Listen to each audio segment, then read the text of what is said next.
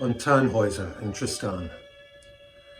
Tannhauser is a story of a man choosing between divine and profane love. Along his way of pilgrimage, Venus calls him to her grotto, and there he stays in apparent bliss, his beloved saintly love forgotten. It is forgotten until he hears a pilgrim's chorus, the sound of those returning from Rome, and he remembers and then realizes sorrow, for his beloved gave of herself in his place and redeemed him with forgiveness. Tannhauser admits the intoxicating attraction of the sensual and the risk of forgetfulness on the failure to ascertain differences between even profound values. Venus is a goddess. She entraps willing Tannhauser. She wishes him to stay, and with his mind on her, ever called back to her, no thought may surface and live that would have him leave. He feeds her, and she is insatiable. She is beautiful, and she is to be known, to be worshipped even, to be honored, and yet there is more. She is a pure form, and yet she too lies in the shadow of something greater still, the sacred love represented by the pilgrim song, and by the virgin who waits, and who, unlike Venus, gives of herself even to her death. Tristan is a story of true love, not following the misguided designs of man. Tristan was one of the greatest of Arthurian knights, and yet he discovered himself in love with Isolde, whose hand he was obligated to protect for his lord. But under the spell of a potion, their love was laid bare and the dissonance was established.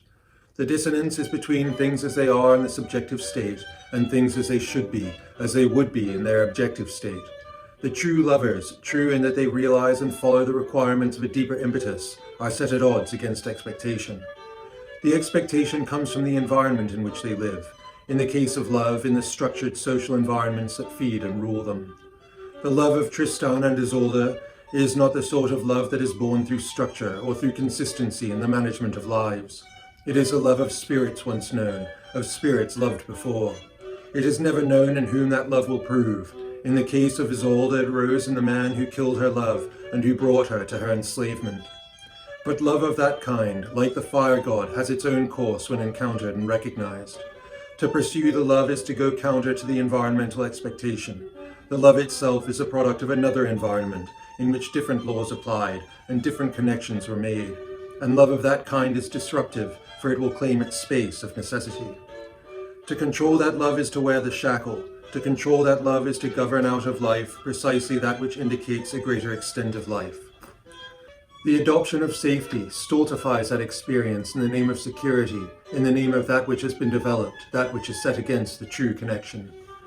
The stability of society relies upon the meeting of expectation. Investments are made, people may lose face and become resentful. In the case of King Mark's court, appearances must be maintained to honour the dignity of the throne. And as in Camelot, with Guinevere and Lancelot undermining Arthur, the court has reason to be angry. But their anger is realized to be futile when they must admit that the love was not the choice of miscreants, that the lovers had, despite honouring duty, been incapable of averting their eyes. The story of Tristan and Isolde encompasses the difficulty inherent in the navigation of that love, where it inevitably conflicts with the entirety of external lives. For that the lovers meet at night and alone. They do not venture out as a couple to be known together. They do not bear offspring to be raised within the community. They choose the life of the wolf, the feeling of knowing, the feeling of total, clear truth. But within the world, even the early medieval world, the structures of man are tight, and the love that arrives in a vessel, to be known through eyes in the face of death, is snuffed out. Even the honourable man realizes too late what was caused to be lost.